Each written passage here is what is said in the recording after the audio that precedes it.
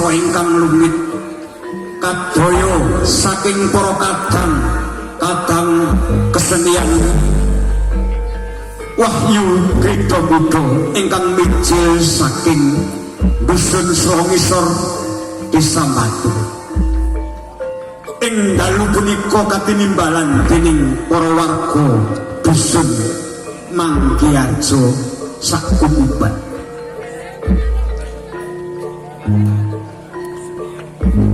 Kepareng dari badhe atur panglipur dhateng para pamirsa saha semrambaring para masyarakat wonten ing padukuhan Manggiang punika. Ing saderenge monggo sedaya kawula cak sareng-sareng kanthi nganglungaken jangga nglumahaken asta nilingaken karna minangka puji kunjuk syukur dhateng ingkang maha welas maha asih ingkang sampun paring pinten kanikmatan karahmatan kawilujengan waradi dhateng kita sedaya. Dhateng kantun selawat sarta salam kita punjakaken dhateng junjungan kita Nabi Agung Muhammad sallallahu alaihi wasallam ingkang tansah kita rengga sapaatipun wiwit ing donya ngantos dumugi atal akhirah. Amin Allahumma.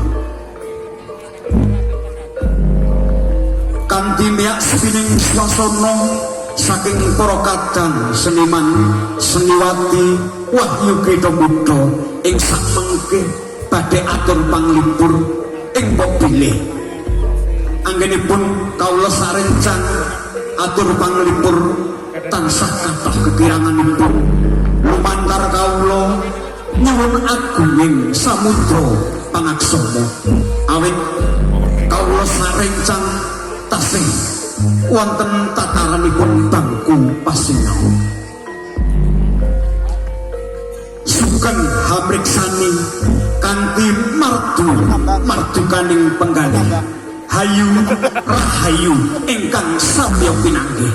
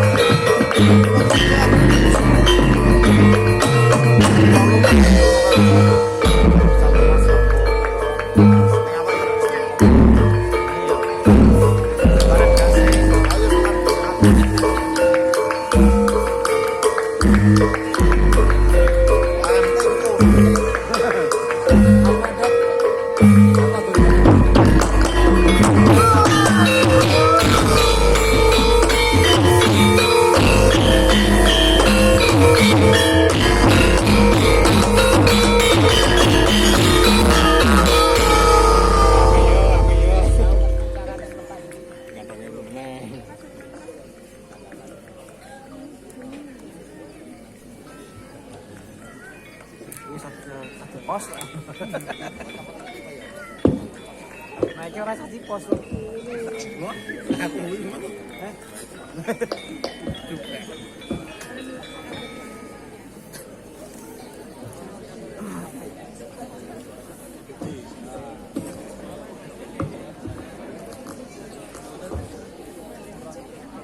Aku penangsang koyo lumayan bisanya bopo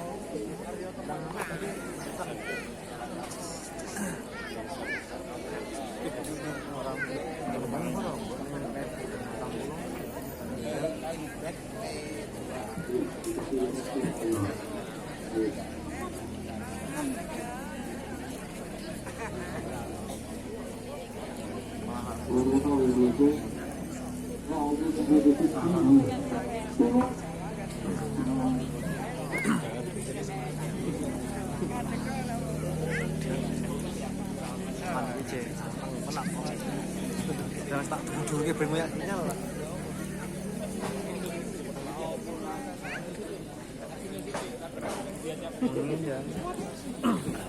Ini perkenalan dulu nih. Sinyalnya, orang kenalan atau sinyal?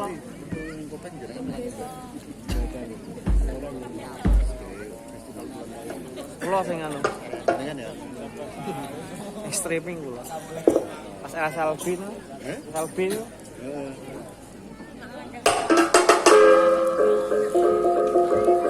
Salah satu nih konten kreator adalah saya.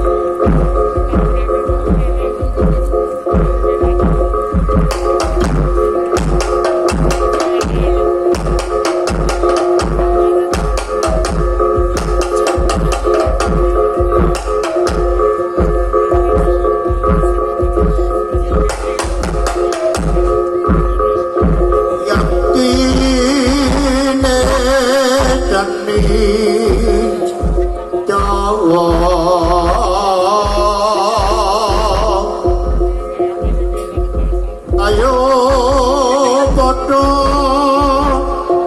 dilaluri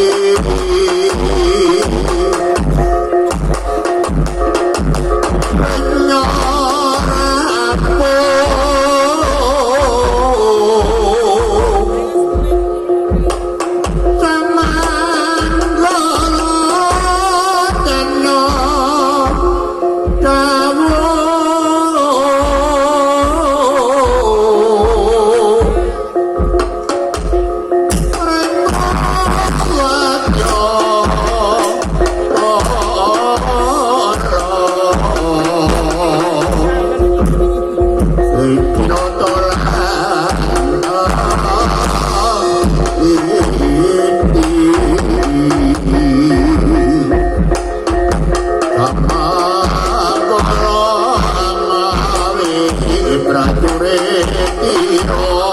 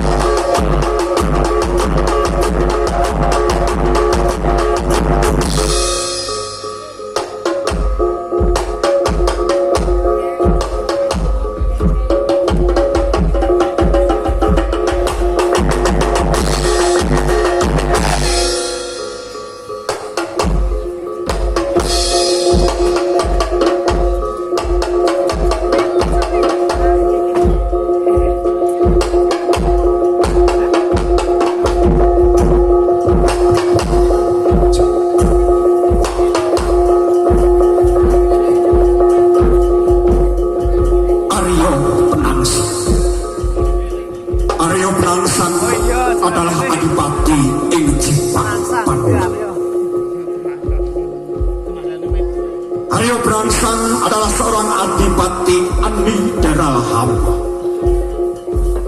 Haryo Penangsang mempunyai watak Adikung Adiguna. Haryo Penangsang mempunyai guru, yaitu Sunan Kudus, yang menampakkan ilmu Aji Joyo Kawijayan Kuno Kasantika. Haryo Penangsang melatih para prajuritnya yang dilatih langsung oleh sang adipati.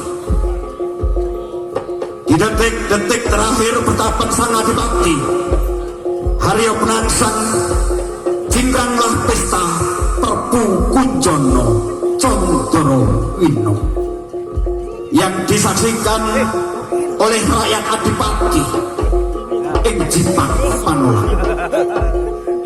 Di tengah pesta, Pekatik pun datang meraung, menangis karena telah diperuh telinganya oleh prajurit dari pajak yang disertai surat penantang. Sementara sang adipati membaca isi surat tersebut, Penangsang pun marah, lalu memerintahkan semua prajuritnya segera menuju ke tengah-tengah kali Bengawan Sore. Amuk, amuk, Hadiwijaya.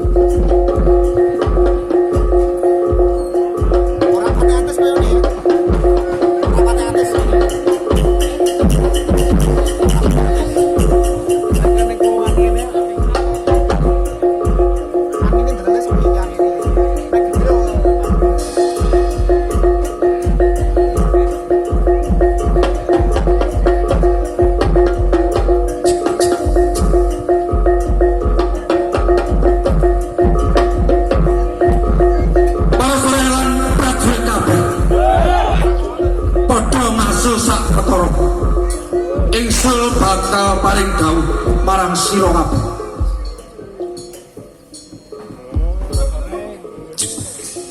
Tahun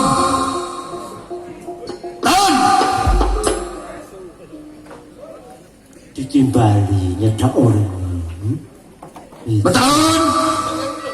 terus pundi Ditimbali mah gumujeng. nimbali kula apa nimbali pekatik menika Ya slirane kuwi sing tak timbali. oh kula terus pundi Mentahun lan para soreng kabeh. jipun cung dipati Awak dhewe ana ing tengah wengi iki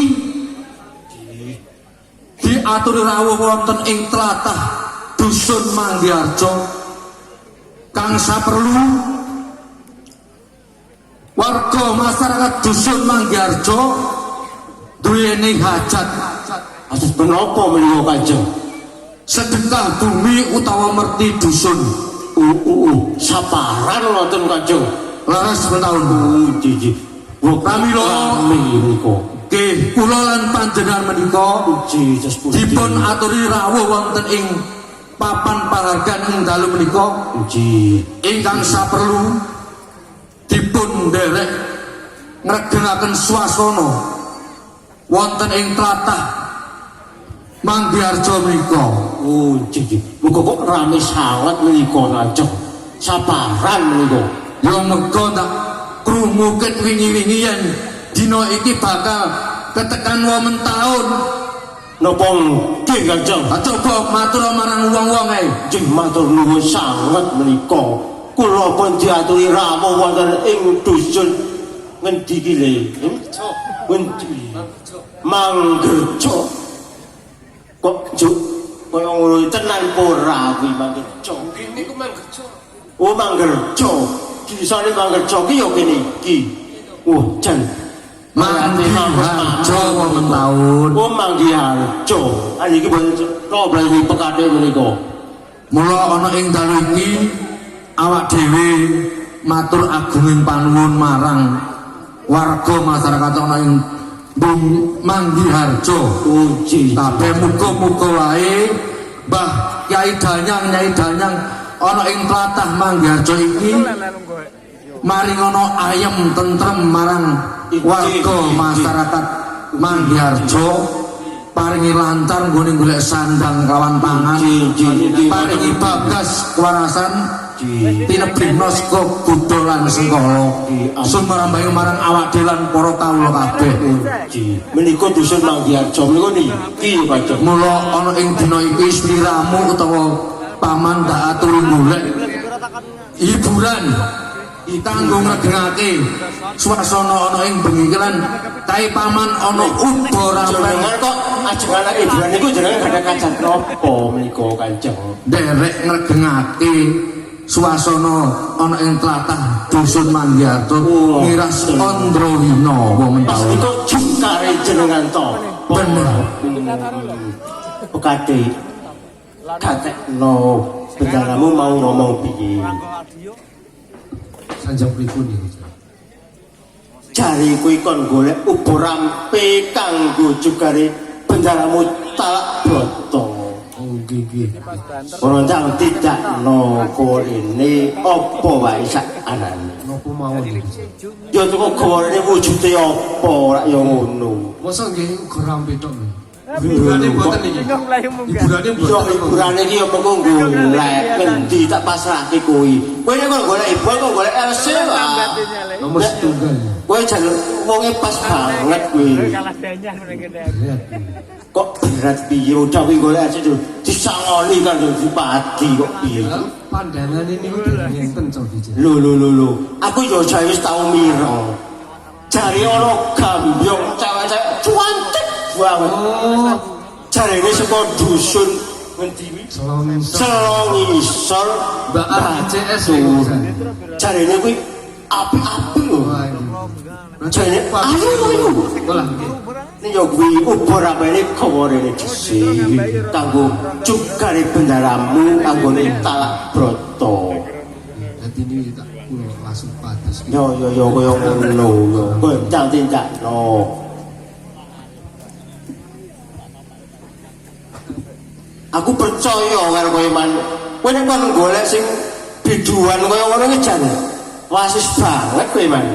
Lagi ngoten kowe Jeng tahun neng aku gumun terus marang paman sing siji kok ndak sawangake mau kok ora kaya biasane. Lah apa lagi ora patek sehat apa piye? Apa kepiye man? Mangendika karo bendaramu. Iki putih apa kurang sajene. Sangune sengajem gamun ngerum iki dereng diparingi kali. Oh. Ya mengko kok budal iki ayo sangoni kowe lagi golek LC areng ngerum meneh. Mbok yo sing kaya ngono ki mbok dilereni. Kok nderek jenengan iki Man paman kanca-kanca dijikuki unjukan apa anane kanggo tangga salib. Cukup ke unjukan sih. Mesake prajurit wis ket mau gladi. Nek dikongkon karo bendaramu ki mbok cengenges kaya ngono kuwi, Man. Man, aja kakang gumujung tamati jeragane ngisor kono lho. Lho. Engko kowe ora sida ditimbali kowe. Lah iya. Engko nek gawe ngerom engko ki mesti samoni. Kowe gawe aneh golek LC kok kowe. Menika sampun cemawis Kanjeng. Hiburane nggih kula pun pasrahaken dhateng paman menika. Karo ditunggu karo ngleren-nglerenke awak dhisik. Nggih, ngoten nggih. Anggap penonton arep munggah langsung abang menet.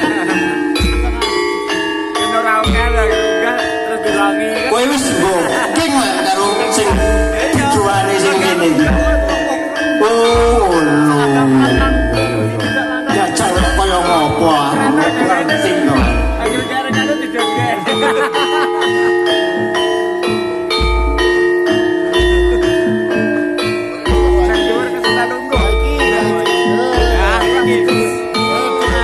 Lho, iki mang golekanmu. Kaya pinter temen jeramu golek. Dijual sing ayu-ayu kaya ngono, Man. Coba panganan sakanane iki dumpe kanca kancane. Pesake karo prajurit. Sakanane dadi kersake.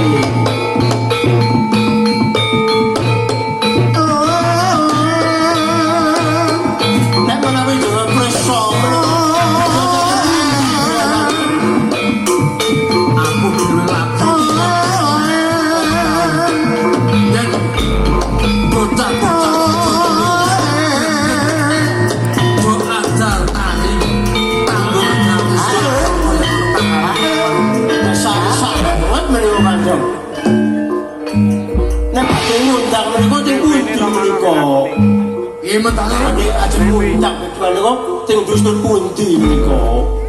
ana ing tlatah dusun Selongisor desane Desa Batur. Iki wilayah Detasan. Oh ngoten. Oh iki. Kono nang jam kula pagi napa menika Kanjeng? Ora liwat sira mungkin ora bakal Jan sae menika Kanjeng.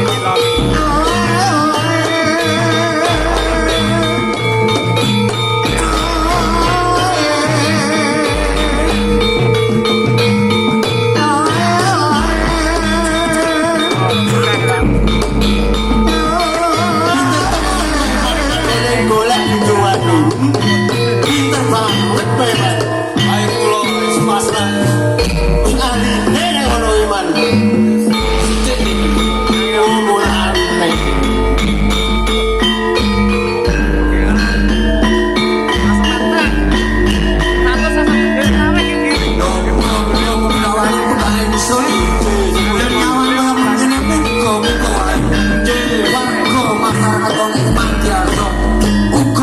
rasa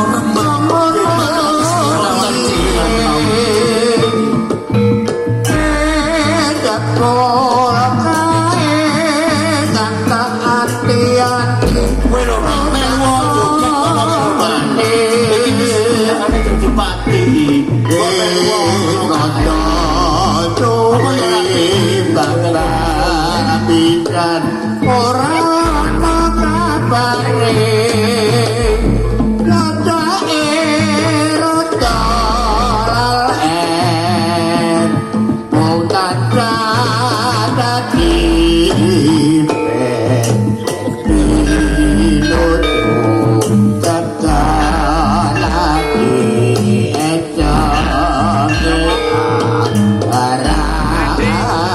Meneng Solo. Saya meneng Solo. Muka-muka dan catat hatiku rati dan terang aku hati terang aja mari kangen olah dirone aja blood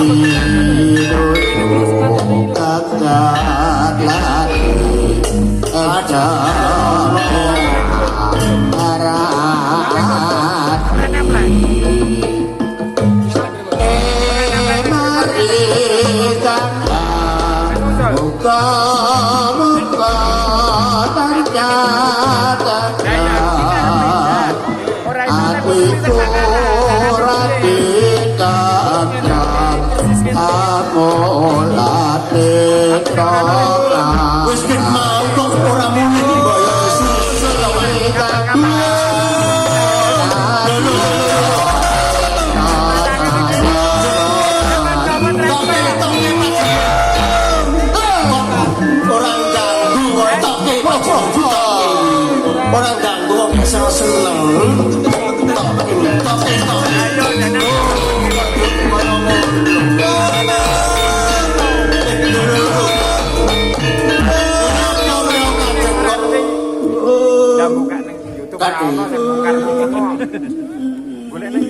nang opo lak tak jawi ngari kok yo bali tulung-tulung ki nang opo jadi mau ya tak buka piye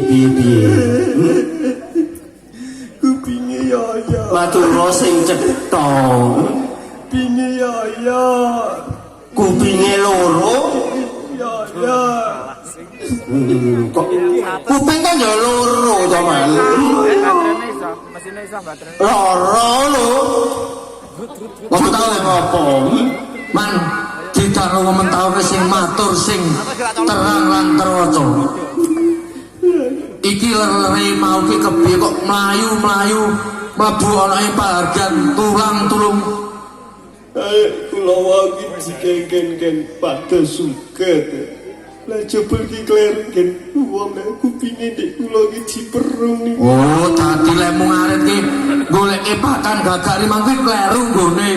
Uang njur sliramu didukani lan ditatoni ngono apa? Nggih. Kaya ngono kok kowe man. Pokoke ngurus wae rondo nang alas man kok nganti dikupingmu diperungon. Kok niku kok mboten ngertos. Kleru le ngarep kok ngubani rondo kowe man. Kleru ngen wong liya ngono. Ngoten menika Kanca. Sesuk neh yen arep mapan golek suket Kala njono kanggo pakan gagak rimang yen ana wong matur sih. Kuwi kanggo umum apa kanggo pribadi?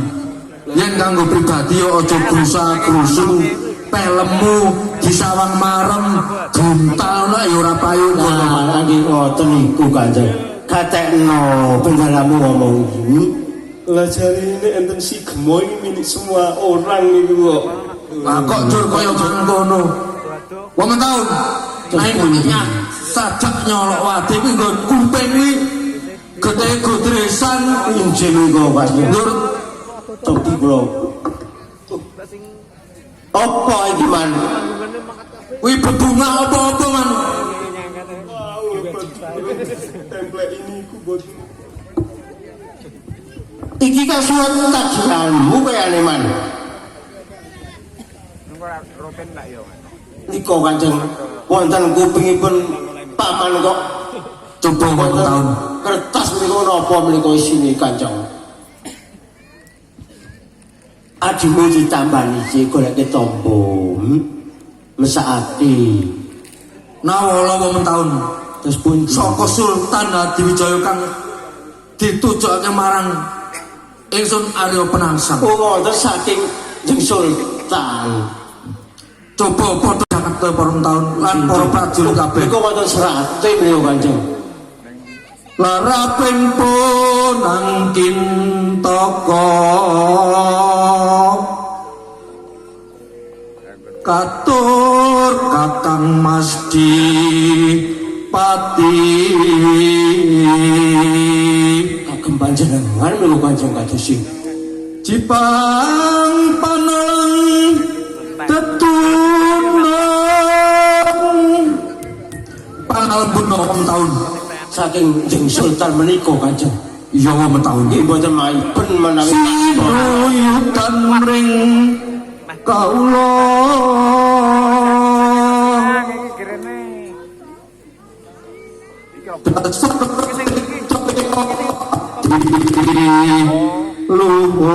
luhung Iki ki loro cetuce. sinembah ring para kaula asim ring kaula alih pangalem dono metaun saking Jeng Sultan nah ini menika. kok sajak nyolok wadi metaun Terus pundi menika Kanjeng? isih ana bacutane metaun Kok berat-berat menika? Iki gawe loro. Terus pundi menika nggih? Kok mung sedhithik tetep ira menapa Kanjeng kok